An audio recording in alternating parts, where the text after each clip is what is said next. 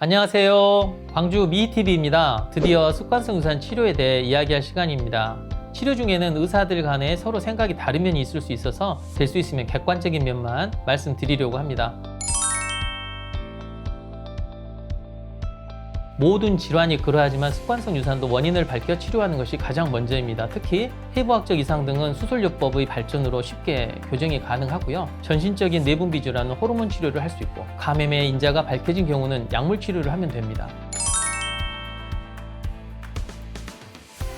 습관성 유산에 있어서 가장 흔한 염색체 이상은 균형 염색체 전좌입니다. 반복적인 유산을 호소하는 부부에서 균형 전좌에 의한 염색체 이상의 빈도는 약 한 3에서 5% 그 정도 됩니다. 이 현상이 부부 중 한 명 이상에서 진단된다면 사실상 염색체를 고치는 방법이란 건 없지만 체외 수정 시술을 통해서 수정을 시도하고 오일병 배아에서 세포를 얻은 후에 PGT라고 부르는 착상전 유전 진단을 통해서 정상적인 배아만을 자궁곽 내로 이식하는 것이 선택지가 될 수 있겠습니다. 하지만 검사를 했더니 정상으로 나온 배아가 하나도 없을 경우도 있습니다. 그럼 그 주기는 그냥 포기하고 배아는 다 폐기해야 할까요? 또는 어떤 여성은 난소 기능이 좋지 않아 배아를 한두 개 정도만 만들어낼 수 있고 5일까지 인큐베이터에서 배양하는 것도 매우 힘든 그런 상황들도 있을 수 있겠죠. 이 궁금증은 2019년에 시행된 국제적인 연구 결과로 해소해 볼 수 있겠는데요. 즉, 비정상 배아를 이식하면 어떤 일이 벌어질까에 대한 답이 되는 연구였죠. 지금 결과는 놀라웠는데요. 비정상적인 배아 중 49.3%가 정상적인 임신을 유지했고, 그중 72%를 염색체 검사를 했는데 93%의 배아가 염색체 이상이 없었다는 것입니다. 즉, 비정상 배아를 이식했는데 정상적인 배아가 임신돼서 잘 자라고 있다는 말이죠. 어떻게 이런 일이 있을 수 있을까요? 여러 설명이 가능합니다. 검사가 일단 위양성으로 나올 수 있었겠죠. 즉, 검사 오류가 가능합니다. 원래부터 정상적인 배아를 비정상이라고 판독한 경우라 생각하시면 됩니다. 두 번째는 태아의 염색체의 재배열이 발생해서 자연적으로 정상화되는 과정을 자궁곽 내에서 거칠 수 있다는 것을 말하는데요. 간단히 말하면 이상한 염색체 부위를 스스로 치료해 버릴 수도 있다는 것입니다. 그래서 앞으로 PGT라고 부르는 산전 유전자 검사를 하는 것이 맞는지 정말 알기 어려운 숙제가 되어버렸습니다. 그래서 2019년 세계 착상 유전 진단 학회에서는 이 PGT를 치료적 목적으로 사용하지 말고 실험 목적으로만 사용되어야 한다라고 결론 내렸어요. 저도 이 부분은 고민이 많습니다. 또한 세계 착상 유전 진단 학회에서는 비정상적인 배아를 하더라도 폐기하지 말고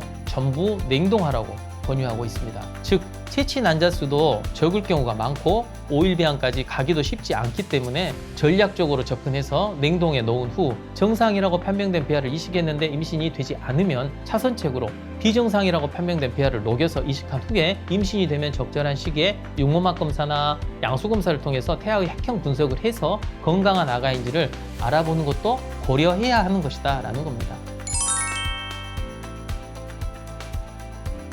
착상 후부터 태아가 커나가고 영양을 공급받는데 가장 중요한 장기는 바로 자궁입니다. 그래서 자궁에 기형이 있다던가 자궁 근종이 있다던가 하는 경우에 임신의 유지가 어려워지는 거죠.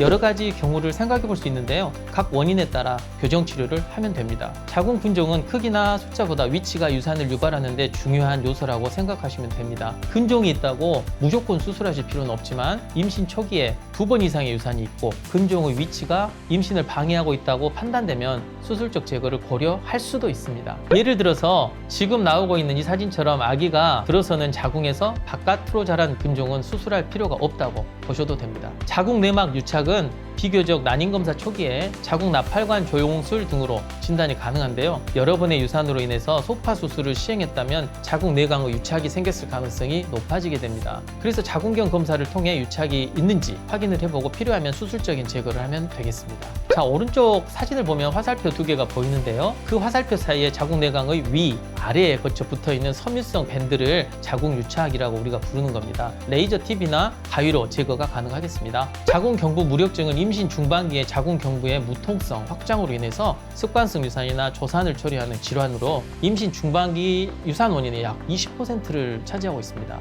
자궁 경부 무력증의 주된 원인은 소파 수술과 출산 시 외상으로 인한 경부 손상이고요. 이 외에 자궁 경부의 종양으로 인해서 자궁 경부 원추 생검술이라는 걸 할 수 있는데 그거 하고 나서도 많이 발생합니다. 우측 그림을 보면 수술로 자궁 경부에 문제되는 부분을 단단히 묶어준 부위가 보이는데요. 수술은 이렇게 여성의 질부를 통해서 자궁 경부를 묶어주는 방법이 있고, 이런 수술이 용이하지 않는 경우에는 배를 열어서 자궁 경부를 묶어주는 그런 수술을 함으로써 유산이나 조산을 방지할 수 있습니다. 요즘은 한 번의 수술 말고 다시 한번 추가 수술을 해서 2번 묶어주는 더블맥 수술이라는 것도 개발되어 있습니다. 선천성 자궁 기형은 습관성 유산 환자의 약 15% 정도에서 발견되는 비교적 흔한 원인 중에 하나입니다. 가장 주된 기형의 형태는 자궁강을 부분적으로 또는 완전히 가로지르는 막이 존재하는 중격 자궁입니다. 중격의 길이가 매우 짧을 때는 수술적 처치를 하지 않을 수도 있지만, 기형 때문에 임신에 문제가 있다라고 판단되는 경우에는 자궁 내시경을 통해서 경막 부분을 제거하는 그런 수술을 하게 됩니다. 습관성 유산의 치료에 있어 많은 연구가 필요한 분야가 바로 면역학적 이상에 대한 치료법입니다. 자가면역 기전에 의한 습관성 유산은 전신성, 홍반성 낭창과 같은 자가면역 질환이 동반되는 경우와, 겉으로는 건강하고 멀쩡해 보이지만 실제로는 자가항체를 가지고 있는 잠복성 자가면역 질환으로 나누어 볼 수 있습니다. 습관성 유산의 원인으로 자가면역 요인 중에 대표적인 것은 바로 항인지질 항체 증후군입니다. 항인지질 항체 양성인 습관성 유산 환자가 치료 없이 생존활을 분만할 확률은 불행히도 30% 이하입니다. 그래서 습관성 유산의 원인을 찾는 검사를 하는 중에 이러한 잠복성 자가 항체를 찾는 과정은 대단히 중요합니다. 원인 불명의 습관성 유산 환자의 약 15%에서 자가 항체가 양성으로 나타나고요. 이렇게 양성으로 나타날 경우에 거의 대부분은 다시 유산이 반복되게 됩니다. 치료를 위해서 가장 중요한 것은 담당 의사가 습관성 유산에 대한 많은 지식과 경험을 가지고 있어야 한다는 것입니다. 고민스러운 것은 유럽 난임학회에서 발표한 가이드라인에서 알 수 있듯이 여러 가지 약이나 주사가 100%의 근거를 가지고 효과가 입증된 것은 아니라는 것입니다. 그래서 중요한 것은 심리적 지지라는 건데요. 뜬구름 잡는 소리처럼 들릴 수도 있겠습니다만, 주치의와 습관성 유산으로 고생하는 부부 간의 치료에 대한 확신 그리고 믿음이 필요하고요. 치료 과정 등에 대해 자주 그리고 자세히 의견을 나누고 정성을 다하는 그런 시간들이 필요하다는 것입니다. 이와 더불어 자가 면역 항체 종류에 따라 아스피린, 스테로이드, 헤파린, 리피션 제제, 면역글로불린 제제 투여와 같은 임상 치료를 적절히 이용해서 치료를 하면 되겠습니다. 이 외에 질강의 감염의 경우는 감염군의 종류를 밝혀낸 후에 그에 알맞은 항생제를 투여해서 감염을 치료한 후에 임신을 시도하면 되겠습니다. 물론 치료 후에 배양을 통해 실제로 감염균이 사라졌는지 확인하는 것도 중요합니다. 또한 습관성 유산과 관련된 내분비 이상은 황체기 결함, 당뇨, 갑상선 기능 저하증 등이 있는데, 각각의 질환을 진단한 후에 적절한 치료를 하면서 임신 시도를 합니다.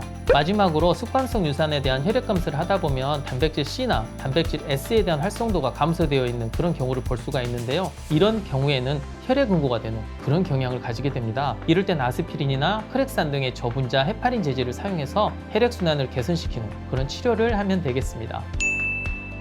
오늘은 습관성 유산의 치료 방법에 대해 알아보았습니다. 어쩌면 임신이 되지 못하는 분들보다 더 큰 아픔을 겪고 있을 수도 있는 상황이라 어떤 말씀으로도 위로가 되진 않겠지만, 주치의와 함께 정성의 탑을 하나씩 쌓아가다 보면 활짝 웃는 날도 있으리라 믿어봅니다. 그럼 좋은 하루 되시고요. 영상 시청해 주셔서 감사합니다. 다음에는 더 좋은 내용으로 만나도록 하겠습니다. 감사합니다.